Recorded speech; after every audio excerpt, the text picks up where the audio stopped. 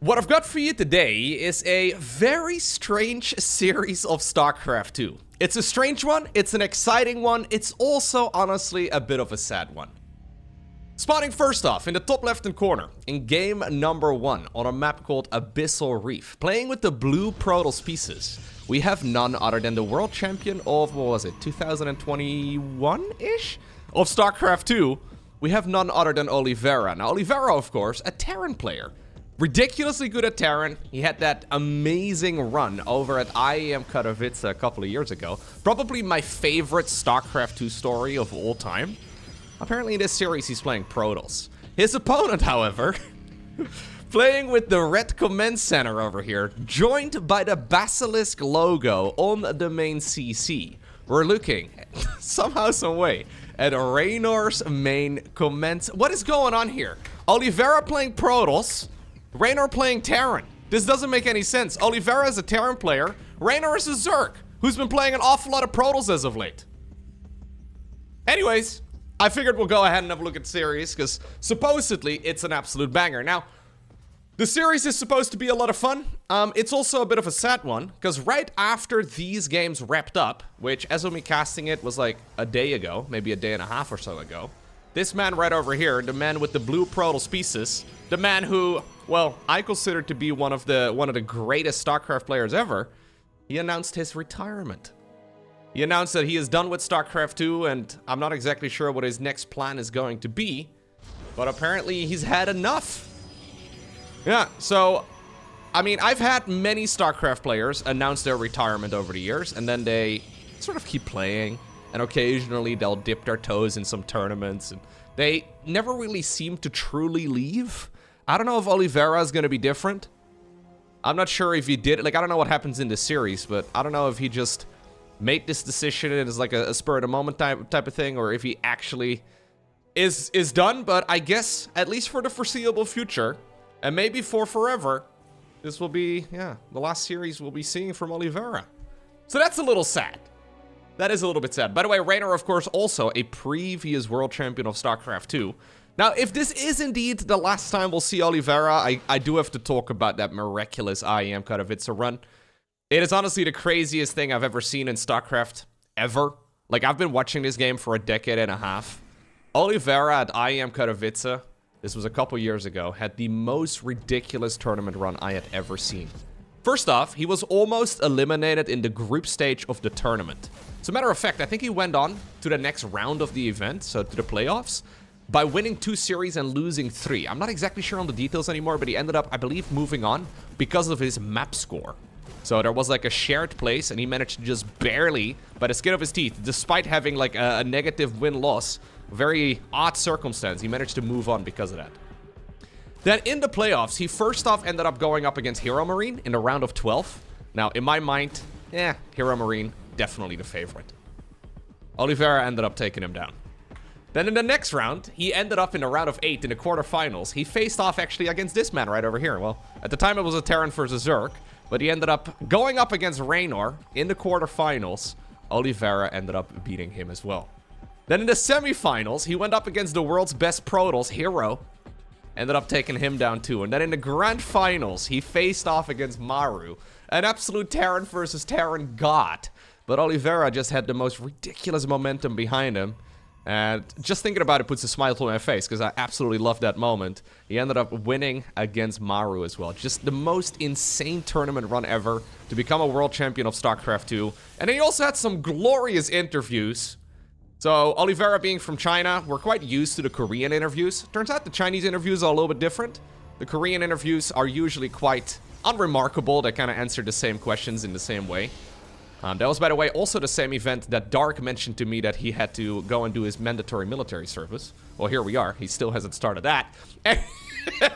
Anyways, Oliveira gave this very long speech about him just being a normal man and how he never really thought he could achieve it, and he didn't truly believe in himself, but he just kept trying. And this is, you know, it was honestly one of the most, I'm tearing up just thinking about it. It was one of the most beautiful things in StarCraft 2. So I genuinely hope this isn't the last we'll see from Oliveira, because this guy is an absolute legend.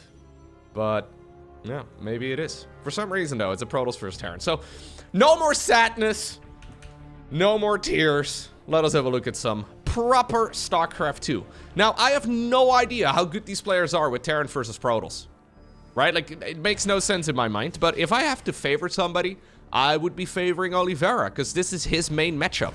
We do have an aggressive Blink Stalker opener here. A nice little bit of pickup control. Saves at least the majority of the Stalkers, but this cheeky little Widowmine over here, quite a nuisance. In the meantime, though, Reynor is going for a Marine drop in the back of the main, and this is going to trigger a recall on 2 Stalkers. Just the 2 of them. Decides to go away. Okay. This is going to occupy some of this for a while. Reynor also moving around right now with a Liberator. We've had some pretty macro-focused builds, by the way, by both players. Lucky for me, they gave me some time to finish the whole story without having to stutter 17 times. But yeah, this is all very macro-focused, and obviously we are on Abyssal Reef. This map is massive, so nothing all too crazy. He does decide to blink again. Loses a bunch of Stalkers, though, this time around. Liberator also being a bit of a nuisance. Marine drop in the main base is going to continue for a little bit longer. Stalkers are trying to intercept any of these units. Not quite the max specs micro that we have come to see quite a bit over the last couple of months, because that man never really seems to lose a Stalker ever. But this is a good bit of damage done right here by Reynor. Yeah, he ends up losing all of his harassment troops, but that is now a grand total of 10 probes, 7 Stalkers as well. A very, very confident beginning right here for the Terran player from Italy. He's decided to go for a 3rd command center too. Orbital command right now is morphing in. And now we have barracks 2 and 3 coming up. Okay.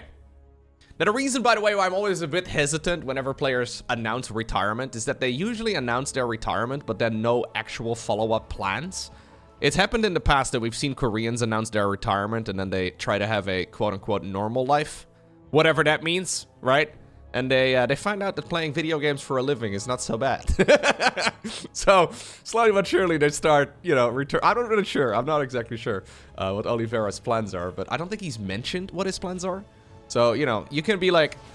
It kind of, you know that scene in The Office where Michael declares bankruptcy?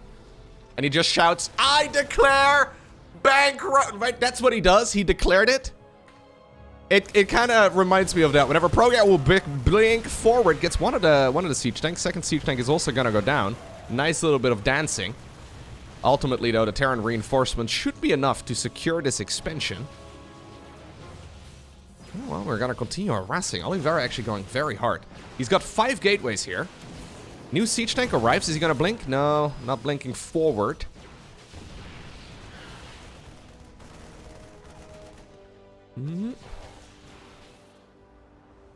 Command center itself is actually in a little bit of trouble. Yeah, I think that should be enough, though, because it's just so far from home. Yeah, you can kind of warp in, but obviously there's more production than just out of these gateways. So Oliveira should be alright. Yeah, if maybe the Immortal was here too, I would like it quite a bit better. Maybe you should have rallied across immediately. Storm is just about to finish. Charge is already done. We're gonna send the Zealots into the main base, and then I guess the Stalkers are gonna try and keep the Marines over at the 3rd. Good movement here by Reynor, though, is anticipating this. Oh yeah, what I was trying to say earlier. I do think I favor Oliveira in a game like this, mostly because this is like his home matchup, right? Reynor obviously a Zerg player. He plays Zerg versus Terran, Zerg versus Protoss. He's very familiar with those matchups. TVP, though, is a little bit further from home. But yeah, I would be more confident about pro gamers announcing retirement if they also actually mentioned what their follow-up plans were going to be. Another player that actually just tweeted this, I think about maybe 12 hours ago or so, as of me casting this right now, is Sue. Sue also announced, well, he didn't actually say that he was going to retire. He just sort of said, like, thank you for all the years of StarCraft 2, which could be interpreted as announcement of retirement, but anyways. Reynor, by the way, has been playing a lot of other games himself. Supposedly, he's actually getting really good now at League of Legends, which is a bit of a different vibe than StarCraft 2, but certainly a game that is here to stay. But yeah, we are in a bit of a tough spot right now as far as StarCraft 2 goes, it seems. It's all a little bit up in the air as to what the future for this game is going to be like, which is such a shame. Maybe I'm a little biased, But I freaking love StarCraft. It's been around for so many years now. Viewership this month is actually up significantly. I've talked about that a little bit before already, but I've noticed a really significant uptick. Like 500,000 people, I think, or so. This month alone. On YouTube. Which is a lot of people that are interested in StarCraft 2. I think the monthly views are currently between like 2.5 to 3 million or so. And it's been... Ooh, it's been a lot for many, many years. Nothing's really changed. It's just that we suddenly don't really seem to have the announcement of a pro circuit anymore. At least not just yet. So maybe it'll come back. And maybe stuff will be in the... I don't know, maybe stuff will be in the pipeline again very soon. But as it is right now, just not as many tournaments for the pro gamers to play for. And when that's the case, what do? Gotta do something. This is a difficult push, though, for Oliveira. Where do you ever take this? Okay, we're gonna finish off the supply depot wall once more. Oliveira has been trying to break the Terran here for quite a long time, and it's not looking terrible for him. But I'm a little afraid that he's underestimating the strength of this army. He's got storms, yes. But there's already ghosts out. There's only one Templar? No, there's 6 of them. Where's the rest? Okay. They're just kind of trailing behind and sprinkled all over. There's the first EMP. Templar just gets killed. Immortal also in the wrong place. And Reynor, yeah, he's going to be able to defend this relatively easily. This is actually working out to be a bit of a banger of a macro game. I wasn't entirely sure what to expect from this first match. But both of these guys are going back and forth, and they're actually set up for a big macro game. Nice EMP there once more by the Italian. Trying his very best to keep all of this going. Backs up to the safety of the planetary fortress and a siege tank. I don't mind it whatsoever. Those storms, though, need to do something. Can we get another EMP? Well, we do get an EMP, but we also do get a storm. He decides to blink and charge on top of the planetary fortress. SCVs, though, already mass repairing, and I don't like that move. No, I don't think that's a good play there for Oliveira whatsoever. Reynor's Terran is actually looking really nice. I'm not exactly sure how good his Terran is, MMR-wise. But Reynor's movement is excellent. He started up his fusion core right now, too. So I think we are on the horizon, at least, of a... Like, we're moving in the direction. Now, that's a good storm. I think we are moving in the direction of Mass Liberator. It's a little early, and I wonder if he's going to pay the price because of it. Storm? We need one more storm here, dude. Reynor not really quick to reapply the Stimpex ability.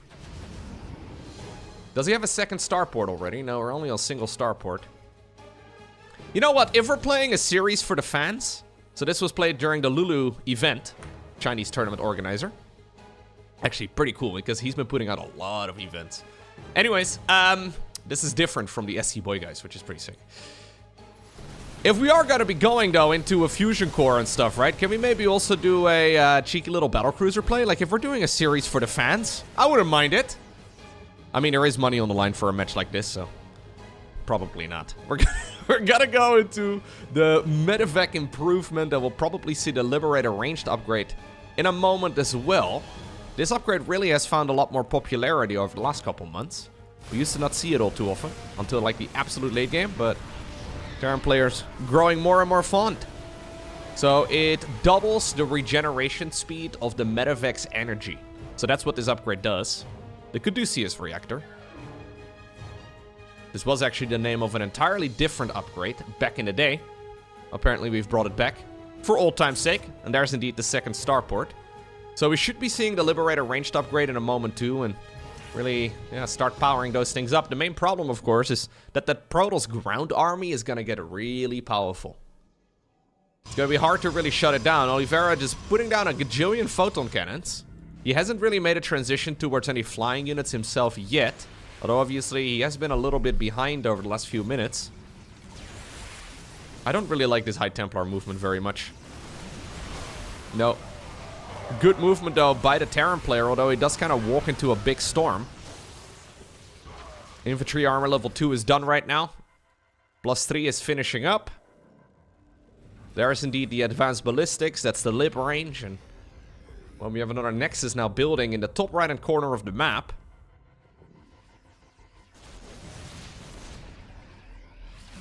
Okay, big EMP. Liberator trying to roll in. Reynor very far Oh, that was actually very well managed. Woo! That splitty was actually really smooth. That was like a 4-layer split. Snipes one of the disruptors. Second one of the disruptors on its way home. These Marines, or that Marine and Marauder, they were not quite so lucky. Yeah, it's hard to really beat the Protoss ground army at this stage in the game, but that's where the Liberators really are so powerful. We only have 2 of them now, but when you have a couple of them, it's not so bad. You do need, like probably like 4 or so, like a couple of groups of them. Did I call a Disruptor a Liberator? Disruptor, Liberator, Marauder, Immortal. In my defense, I've only been casting this game for like a decade, so you can't really expect me to know every single unit off the top of my head. I will never forget the Mothership, though. Nah, the Mothership. Me and the Mothership are, you know, you can't call the Mothership a carrier. I've called Fusion Cores Fleet Beacons and Fleet Beacons Fusion Cores for about as long as I've been casting as well. There's some things that are not fixable. Now, this is a lovely little counterattack here by Oliveira. As Reynor is moving further and further out onto the map, he wanted to go for some aggression. These Zealot backsteps are actually really nice. Medevacs do have to boost away. There's still a bunch of Zealots hiding here on the right side. Reynor actually couldn't see them. Oliveira assumed that he had been spotted. Ranged upgrade go is going to finish up right now for the Colossi. Bit late as far as that upgrade goes, but he's mostly going Disruptors here. Yeah, not actually making a single Colossus up until just now. We do even see the +1, the +3 as well, and then also the +1 shields. So +3 armor is coming up for Oliveira next. He's having a really hard time, though, breaking Reynor. So Reynor is stuck on a relatively small section of the map. He can't really move much further out. He will need to at some point. Unless he thinks he can just go and win the game in a moment, but I don't think that's entirely realistic. He's gonna need to take another expansion, be it this one over here, or much more likely the one over here at the bottom. He's got about maybe another 3-4 minutes or so until he really needs to. And that's exactly where those Liberators are so strong. We do need to siege them up, but there we go. Not enough ground army to really contest this Protoss ground, but plenty of flying units. A bunch of the bio going around the site. Ghost gets some really big EMPs, and with that surround over here, Reynor actually gets a banger of an engagement. Destroys pretty much the entirety of the Protoss army. A lot of Zealots gets desperately warped in, but I don't really like that all too much. Bit of a waste against this type of army. And suddenly, Reynor, yeah, what seemed like a loss in an engagement. He forced the Protoss there, or I guess he baited the Protoss there to overextend with their army positioning. Swooped around the side and created a Protoss sandwich.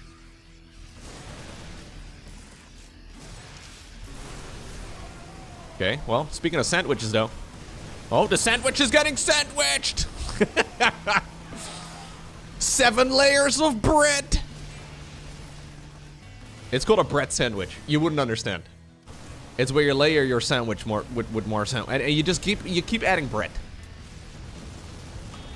That moment when the bio army gets surrounded by the Zealots, but then the bio army at the same time also surrounds the Zealots. It's beautiful. Now, one thing Reynor doesn't know, a little less beautiful for him, is that we have another expansion in the far top right. And losing out on that one could be a big deal, although I say that. He's actually just stimming up towards the high ground now. Thinking about maybe shutting all of this down. He doesn't know how many reinforcements there truly still are. That Liberator had about 10 kills on him. +2 ship weapons is finishing up as well. Reynor can easily pick off this base, but he doesn't know it's there. Don't make a noise. Do not make a sound. This could actually get really awkward for Reynor, because he may believe here that he's got his opponent contained on a relatively small economy. I mean, it's not a ton of income here for Oliveira, but it's by no means terrible. This expansion is basically his lifeline now, though. If he loses this one, I think he loses the game. So Reynor is playing this out as if that base doesn't exist, which could actually really bite him in the butt. Yeah, if he believes he's got a soft contain on all of those bases, he should really be checking for that one. Oh no, don't move probes down low ground. That's so risky. We do have some nice storms coming in from the top of the ledge over here. This Nexus now goes down too. Storm? Yeah, pretty good storm. Gonna snatch up the Templar, put it safely inside of the private plane. Reynor is starting to build up the command centers. Not really as eager as far as those goes, as far as like the mass command center build goes at the very least, compared to, for example, Bjorn or, for example, Maru. Those guys would already be sitting at about 7 of them. 7 orbital commands. Reynor only at 4. You know what? Not so bad. Oh my god. Dude, if this base actually is completely unscouted, that would be a major issue. Reynor can just go and kill it. He's got all the tools at his disposal. I'm a little surprised we have any units moving down this ramp at all, because you might just accidentally allow your opponent to spot that there is an expansion in that region. +3 air attacks coming up. This Nexus is gonna get cancelled again. Reynor, go! Take a right turn! Go that way! He's busy fighting on the left side of the map too, though. Oh! Oh, a ghost! A ghost was chasing a prism! I thought for a second, yeah, now he sees where those probes are returning their cargo, so there can only really be one location where they are headed next. Reynor must have realized it now, but that army was already defended quite well by Oliveira. I think he may have rallied multiple probes there by accident, and Reynor just didn't pick up on it.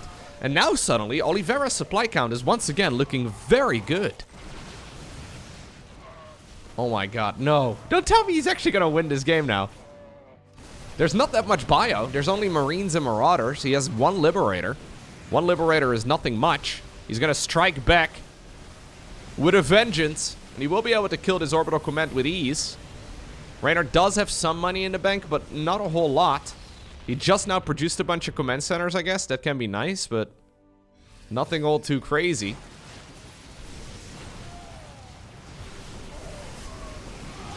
Liberators coming in. Big EMP, though, to try and shut all of this down. This concave here is not ideal. This choke point makes it very difficult for Oliveira to actually push through. Marauders are at the front, tanking as many of those lasers as possible. Disruptors are once again on the horizon. Another nice EMP, but I just don't know if there's enough bulk here to this bio army. So many medevacs up in the air. He added on more after getting the energy research ability. I don't think we really need that. Or like the energy regen ability, rather. There's about as many bio units as there are medevacs. Everybody gets a private plane. Reynor takes good care of his units at the very least. That's nice. Alright, well, finally we will see a Liberator headed on over in this direction, and Reynor's heart is going to sink. I don't know if you realized that this base has been up for such a long time already. He's going to be able to check out these relatively skinny mineral fields and realize what's going on, but... Okay.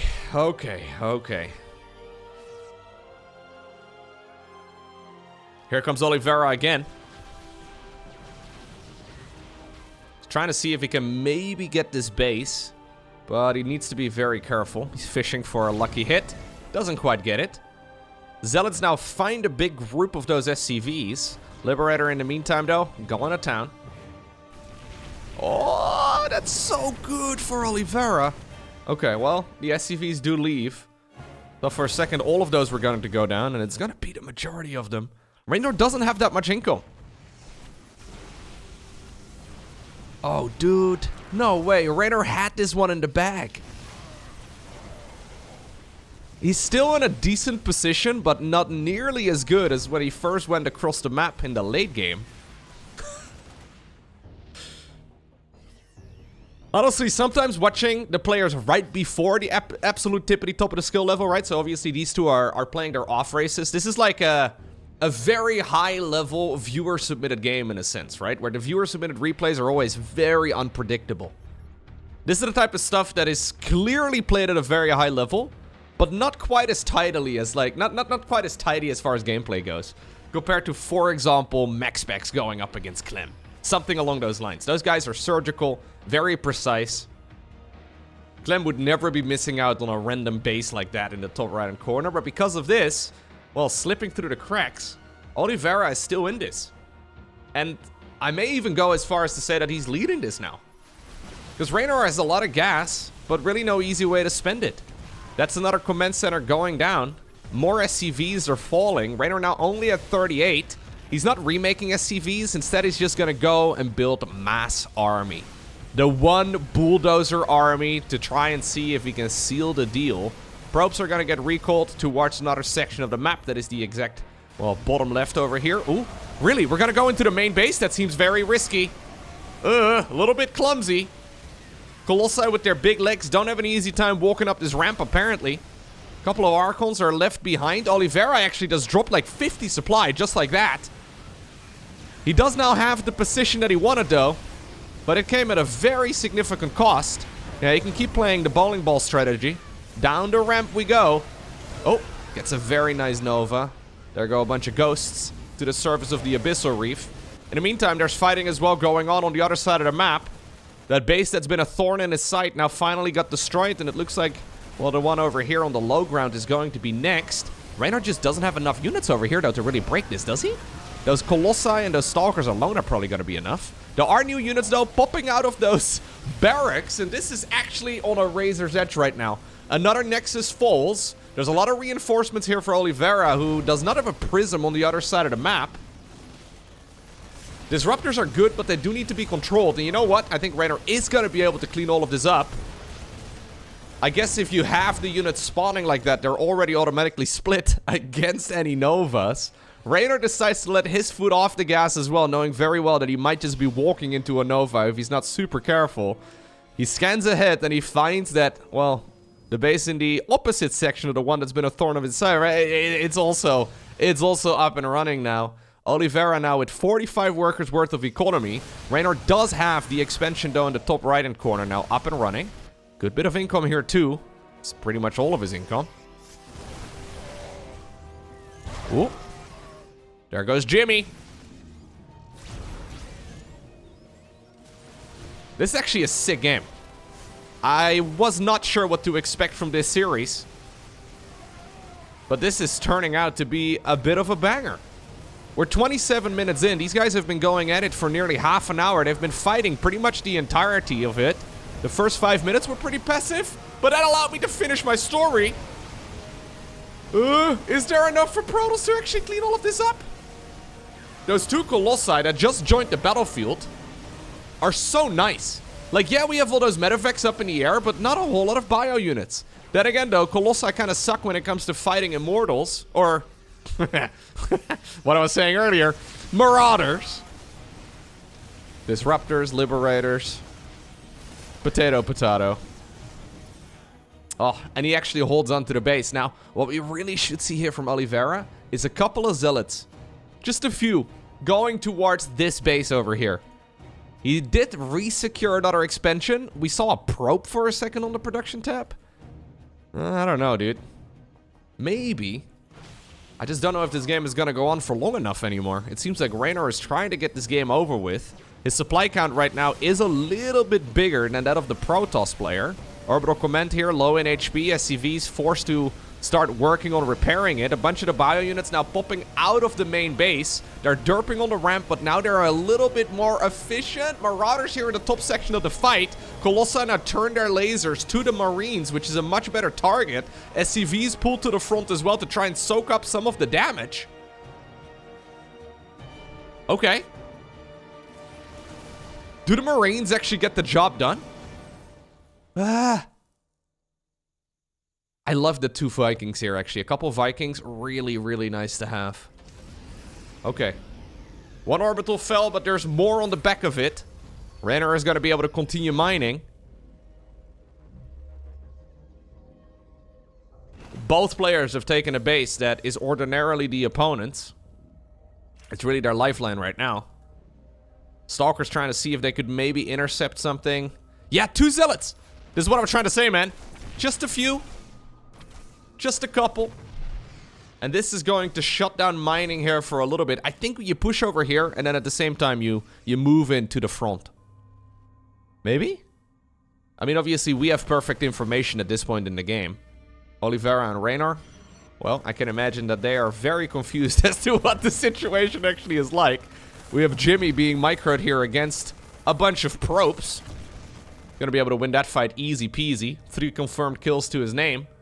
Zealots, though, are gonna be able to shut him down. Oh, well, that's the most brutal way to go, Jimmy. Jeez Louise. Could not have had a worse death animation than that one. Okay.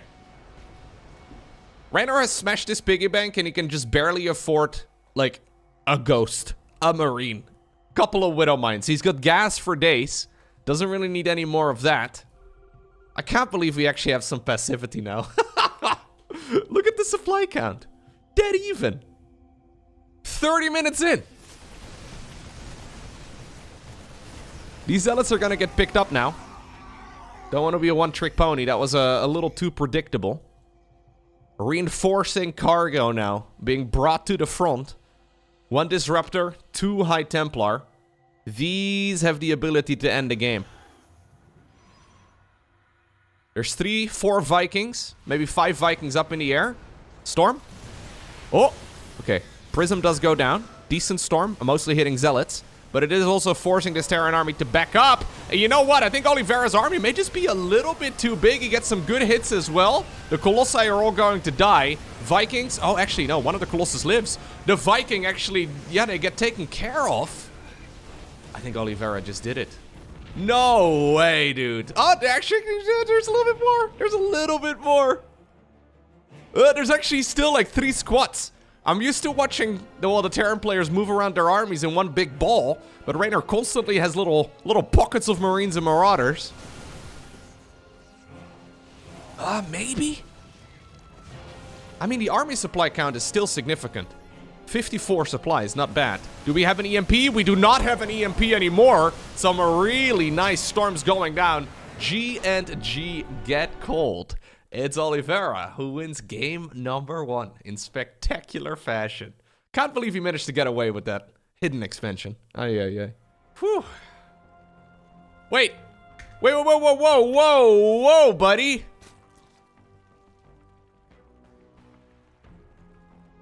We switched to Zerg? Okay, well, you know what? Can't blame the man. Suddenly this became a little bit more intense, huh? Yeah, it goes from being a bit of a meme, maybe a bit of a running joke, to, I think, like, how much money was on the line for this particular one? I should probably know this. So this is the Lilu Cup Grand Finals. Yeah, this is a $7,000 tournament. So yeah, you know, maybe just stop with Oliveira doesn't care apparently. Oliveira doesn't care. He's gonna continue playing Protoss. Slowly but surely, we are arriving at a point where everybody is playing everything. Clem's playing Protoss. Reynor's playing Terran and Protoss. A little bit of Zerg as well. Supposedly, Maru's Protoss is absolute S tier. I heard that Saryl's Terran is amazing. Everybody except for, well... Actually, there's quite a few, I guess, that are mostly just focused on one race. I don't think I've ever seen Dark off-race. I'm trying to think. Have I ever seen Mech-Specs off-race? What about, like, Hero? What about, like, Rogue? I'm sure they're good. I'm sure they're good. That's the thing, man. When players are good at a game, they tend to be good at the game. This is crazy, I know. I get the question so much, though, like, who would be the best random player in the world?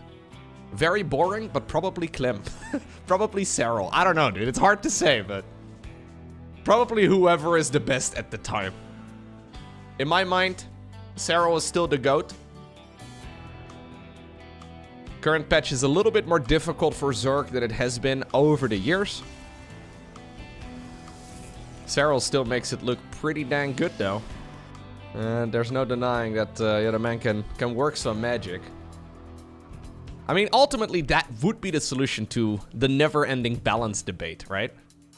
The longer that this game goes on, the more off-racing we see from the top-level players. If we have another decade of StarCraft in us, maybe we'll see random versus random as the go-to at some point. Which actually would introduce a lot of randomness again, I guess.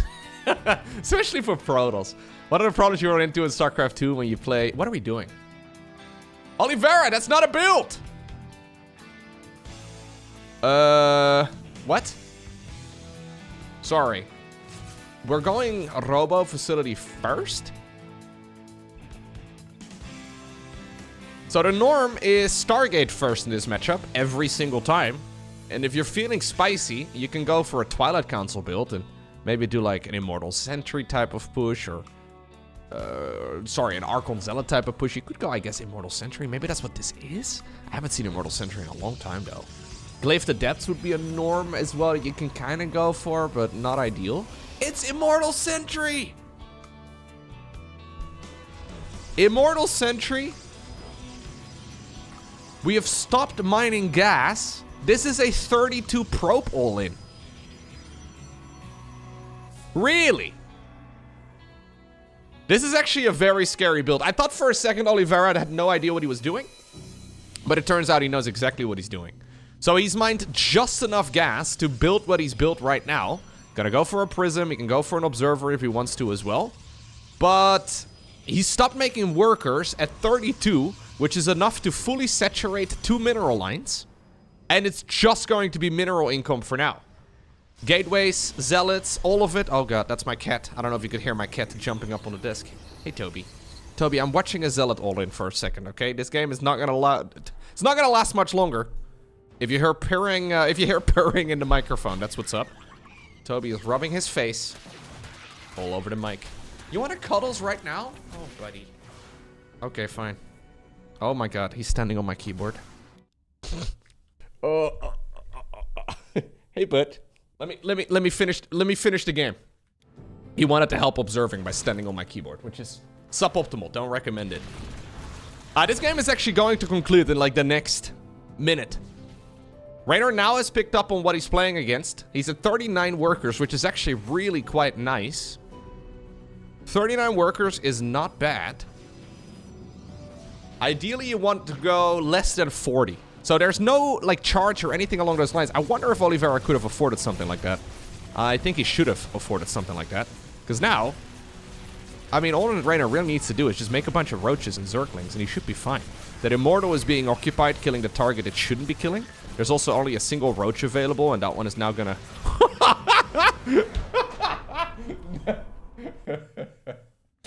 I think we figured out why Oliveira retired, guys. Oh, no way! Wait. I thought for a second Oliveira picked his main race. But no. Reynor is playing Terran. Oliveira... What? Oliveira is playing Zerg. They have now switched. They have now switched sides entirely. Okay. This is cursed. This is very fun, but also very cursed. I can't believe he posted a single question mark. Obviously, the players, I mean, most of them at least are good friends. Oliveira's English is excellent. He speaks fluent English. So I'm sure these guys were just having a bit of a laugh. There's a good chance that, like, what happens a lot in the pre-game lobbies, right, that we don't see when I'm casting games, is that the players are either chatting back and forth, or they're just spamming the chat, or just doing whatever, right? So, like, as the game is loading up, maybe Oliveira, I can imagine he would say something along the lines of, look, I've got an amazing build, watch this, right? And he, like, you know, prepared Reynor for an amazing strategy, and then, well, that was the amazing strategy. Reynor posting a single question mark. A little bit of banter. Or maybe Reynor just forced his retirement. Yeah, that could also be the case. Probably not, though. No, I'd be very surprised. Anyways, Whispers of Gold, to wrap it all up. So far, everything's normal. Yeah. Actually, as a matter of fact, everything's very normal. Do we see any spiciness here whatsoever? I do think, by the way, as a Protoss player, if you're looking at that previous game, 32 probe all-ins are very good. But I do think you do want to go for like a Zealot type of push with charge.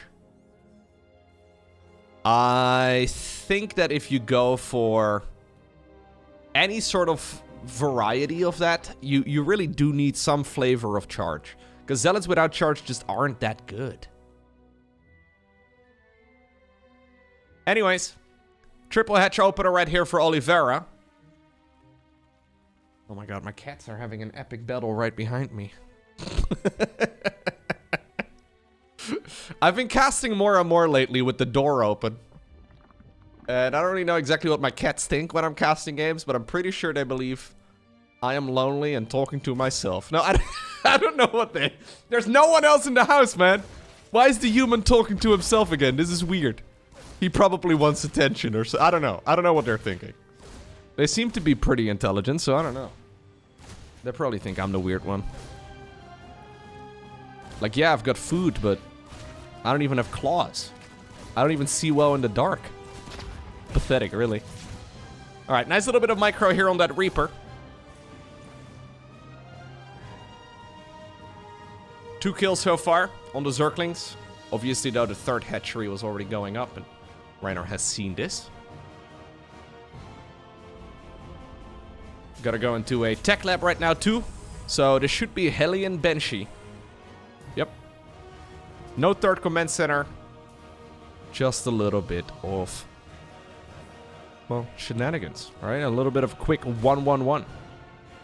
This is the type of build, though, where with Terran, you do need to deal some sort of damage, because otherwise Zerg, at least conventionally, runs out of control. I wonder if all the League of Legends games actually do make him a little bit more flexible as far as all of this goes, because obviously if you are playing a lot of MOBAs in general, like if you only play StarCraft, you can sometimes, I've experienced this myself, you can sometimes get a little stuck in your own ways, where you like overanalyze things and I don't know, you can kind of optimize the fun out of the game sometimes, right? Whereas with like MOBAs, obviously, you are expected to at least be competent to play a bunch of different heroes or champions or whatever they call it in League. It's not the norm to just play one character. It's just not a good way of doing it. So maybe having a little bit of that mindset, right? It's not a bad idea. Reynor has played Protoss. Yeah, he has played all races in this series. Terran, Protoss, and Zerg. Actually kind of cool. I don't think I've ever casted a best of 3 where it's actually like a competitive match for a significant amount of money where somebody has played all 3 races. Yeah, I think this is the first time. Huh. I will always be a Reynor fan. Very cool. Alright, anyways, third comments that are now coming up. Stimpec is researching. We're gonna go into the good old bio. I was thinking maybe Reynor wants to play Terran mech. It is by far the easiest way to be competitive with Terran. Because bio is really freaking hard. Because if you look away for half a second, your base might be dead. Right? All of your units might accidentally roll into a couple Banes or something, and it is GG. Banshee is showing up nice and early. There's the Baneling Nest coming up. It is actually very late for Oliveira. That Baneling Nest was supposed to start up as the hatchery was like a third or so of its way to the lair. And Reynor is going to immediately punish all of this mispositioning. Queens have been dragged away to try and deal with that Banshee. Queens are all running after this as well, but they already should be split up. We're missing Queen Injects. We're now missing 14 drones. Banshees are going to town over here as well. Reynor has found a spot right over here to the north of that mineral line where apparently the Spore Crawler is not within reach. And just like that, Reynor takes a very significant lead. Oh, 30 drones. Yeah, may as well tap out, Oliveira. I mean, maybe not, but this is going to be extremely hard to recover from. Obviously, Reynor is going to have to do a follow-up attack.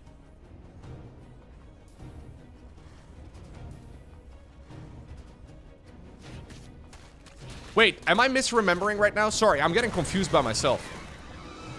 Oliveira played Protoss in game number 1 and game number 2. Reynor played Terran in game number 1 and game number 3. And then in game number 2, he played Zerg. Okay, I'm wrong. I've got it mixed up in my head. All of the names. Everything's becoming a blur. The cats are having a battle behind me on the floor. Reynor has played a lot of Protoss, though. Just not in this series. Ah, a little bit disappointing. Okay, never mind. That statistic is gonna have to wait for another day. Bailing speed is just about to finish up here for Oliveira. It's late, but I don't think it's gonna be too late. Reynor is actually going for a cheeky little attack, but I don't think this is meant to be an all-in. Or not really something that's even really meant to deal a lot of damage, although he's gonna take some free queens. Yeah, if you don't have any banelings to defend, it's not a bad idea. The real attack should come on the back of this, with these upgrades finishing up. Although I say that, he's actually getting an awful lot of value. This wasn't even meant as a game-winning attack, and it may just accidentally turn into one. I mean, it's dealing significant amounts of damage, but I think the real push is going to happen when these 3 upgrades finish up. This was mostly just to clear out some creep, maybe get a Zergling or 2. He ended up getting a whole load of queens. Not bad whatsoever. I mean, he could go for a move out. Okay, instead he decides to just chill. Go 2nd factory, go 4th command center. I don't even think he really needs to go 4 CC, to be honest. I think he could go for like an 8 Rex push. Rather than going to 4th command center, I think it's better to go and build barracks 6, 7, and 8. But this is him basically preparing for a macro game. Ooh. Yeah, I'm not really liking Oliveira's Zerg very much. I think his Protoss was good. His Terran is obviously excellent. One of the absolute best in the world. But his Zerg does seem a little lackluster. Could be one of those situations though where if he's like left alone he actually looks very good. But now that Reynor is going for a very aggressive style. Obviously Reynor knows this matchup inside and out. Yep, he already knew about the Zerglings. There are a couple banelings as well coming in. Reynor does not need to step onto creep. Okay.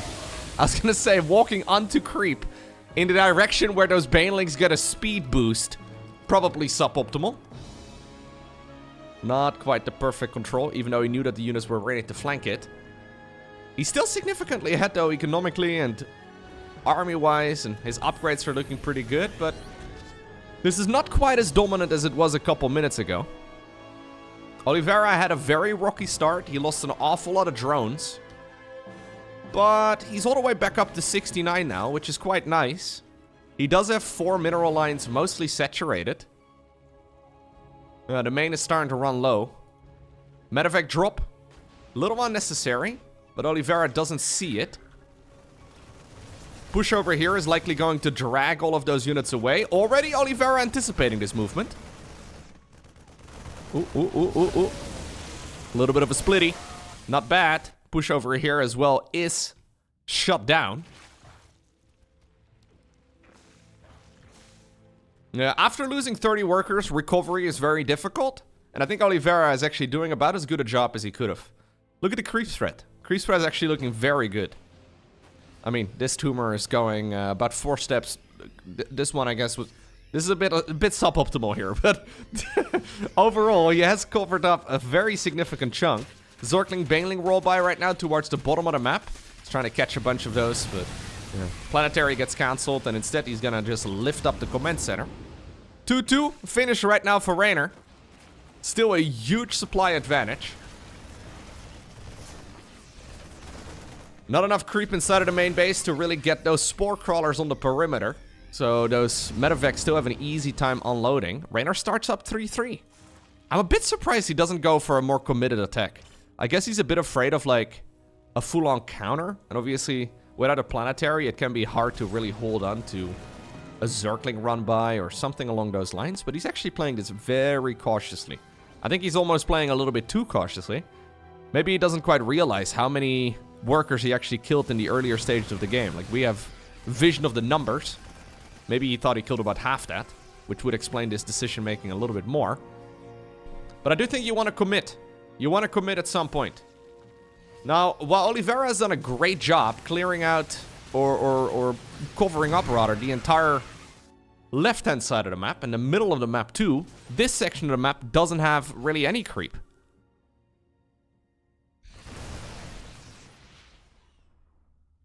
There's a good chance that Reynor was paying attention to the medevacs and to the Hellions when he was going in for that drone damage. And he didn't quite look at the Banshees. Like, I think those 2 Banshees were responsible for like a dozen worker kills too. You don't really expect them really to get that much damage done. Ooh. What? Okay.